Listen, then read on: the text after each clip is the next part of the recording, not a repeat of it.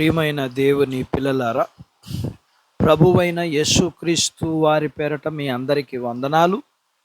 ప్రభువు పేరట మీ అందరికీ శుభములు, దీవెనలు కలుగునుగాక. ఈ ఉదయకాలం పరిశుద్ధ గ్రంథము నుండి దేవుని వాక్యాన్ని చదువుకుందాం. సమూయేలు మొదటి గ్రంథము 15వ అధ్యాయము 22వ వచనాన్ని చదువుకుందాం. ఆలోచించుము, బలులు అర్పించుట కంటే ఆజ్ఞలు గైకొనుటయు పొటేలు క్రొవ్వేలు అర్పించుట కంటే మాట వినుట శ్రేష్టం. దేవుడు తన మాటలు మన కొరకు దీవించునుగాక. ఆమేన్. ప్రియమైన దేవుని పిల్లలారా, పరిశుద్ధ గ్రంథములో నా మాట వినండి అని పదే పదే చెప్పడం మనం చూడగలం.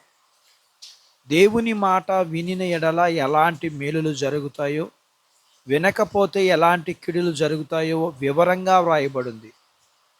నా మాట వినండి, నా మాట వినండి అని దేవుడు ఎంత మొత్తుకున్నా చెవిటివాడి ముందు శంఖం ఊదినట్లు అవుతుంది. మాట వినకపోవడం అనేది ఏదెను తోటలో నుండి ఆరంభమైంది.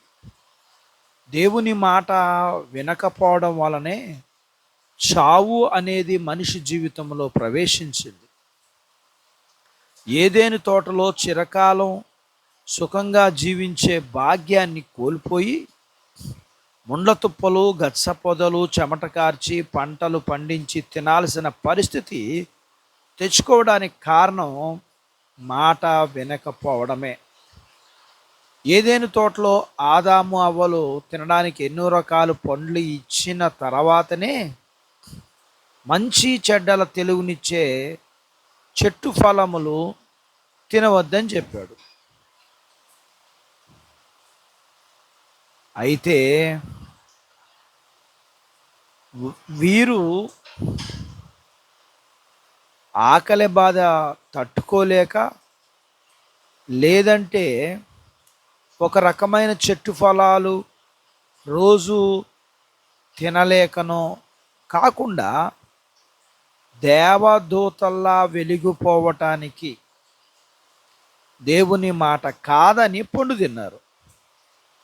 దేవుడిచ్చిన ప్రశాంతకరమైన జీవితాన్ని పోగొట్టుకుని కష్టాలు బాధలో ఉన్న జీవితాన్ని కొందెచ్చుకున్నారు.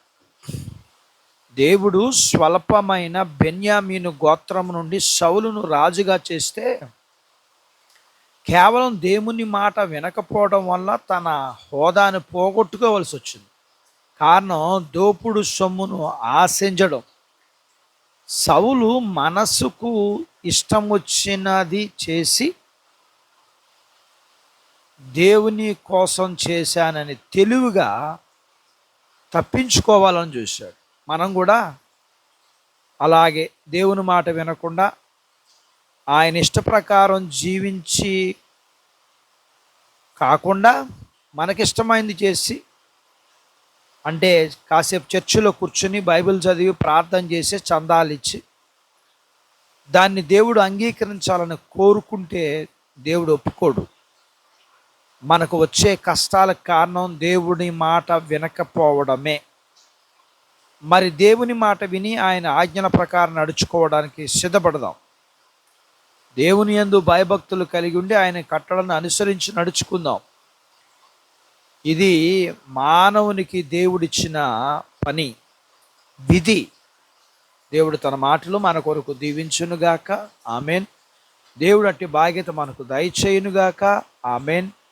ప్రార్థించుకుందాం. నాతో పాటు ఏకీభవించండి. మమ్మల్ని మిక్కిలిగా ప్రేమించిన మా ప్రియ పరలోకపు తండ్రి, మీ పరిశుద్ధ నామమును బట్టి మీకు వందనాలు. ఈ ఉదయకాలం మీ పాదాల దగ్గర మీ లేఖనాన్ని మేము నేర్చుకోవడానికి సహాయం చేశారు. అందును బట్టి మీకు వందనాలు.